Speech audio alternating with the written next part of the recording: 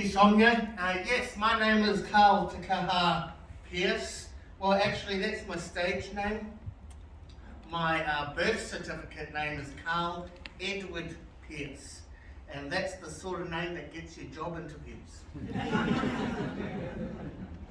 Job interviews have changed a little bit over time. It used to be one-on-one, so you go in and you talk with the person one-on-one, you build a rapport, and if it went for 40 to 60 minutes, then you know you had a good job interview. But if it went for, say, 10 or 20 minutes, then you know it was a really shit job interview, and you're not going to get a call back. So pretty much a night out here in Palmerston North. But over time, job interviews have changed a bit. So nowadays, you get the three-person panel, and they're all sitting there, and they've all got pre-prepared questions, and they fire them at you, pow, pow, pow. And you can't build a rapport with three people. I know, I tried. My second marriage was ruined.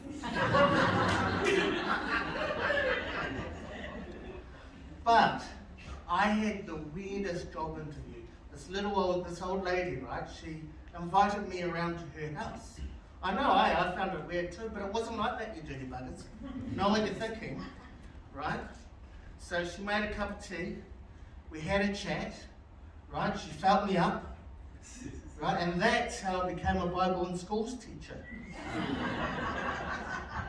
It's true, it's true. But here's the thing. What she actually said was the reason why I got my job was because her cats liked me. And that's a really cool reason if you're a cat person to get a job, right?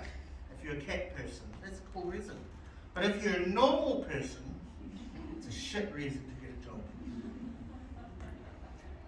Now, when you're a Bible and school teacher, you have to do training, right? So you have to learn not to say certain words like sin or fuck. And it helps to know the stories as well. So, like for example, Adam and Eve and the talking reptile, right? Moses and his stoner tablets, right? Mountain 10 days, God gave me tablets. Joseph in his rainbow jacket. I always knew I was different. Plus, he was the only one circumcised in Egypt. But when you're teaching kids, right, they give you like a plushie board. And so my one was green that they gave me. So you put your plushie board in front of the children that you're teaching, and you get given a pack. And each pack, of course, has its people, you know, the characters. And so let's say, for example, tonight we'll talk about Noah's Ark, right? So on the plushie board, you stick up Noah, right? Plushie Noah, you get a plushie Noah. On the plushie board, it sticks, right? And then you get to take the plushie Ark, right? And you stick that up on the board. And then you get your plushie animals, right? 2 by 2. It's a couple of zebras and a couple of giraffes, right? And a couple of bulls. A couple of farmers in the audience. And you get a great big fuck off plushie rainbow that you put over the whole lot of them for the bulls. And then you get plushie waves, right? And then you get like plushie bad people, evil people, you know. Help me, no, I'm drowning. No, I can't help you. You're evil and you're going to burn in hell by drowning. But that last bit there is the crux, right? The crux of every story that you tell the kids. Basically, oh shit,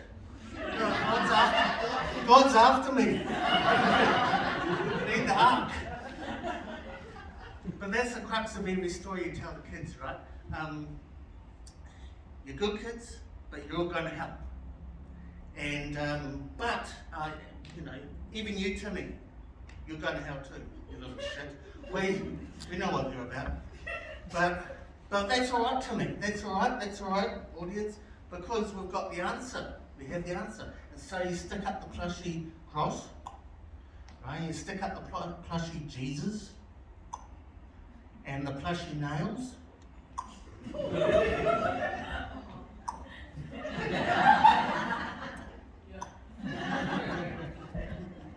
And you tell the kids, you say, for the wages of sin is death, but the gift of God is eternal life through Jesus, who went into hell, fought the devil for 3 days and 3 nights, and rose again.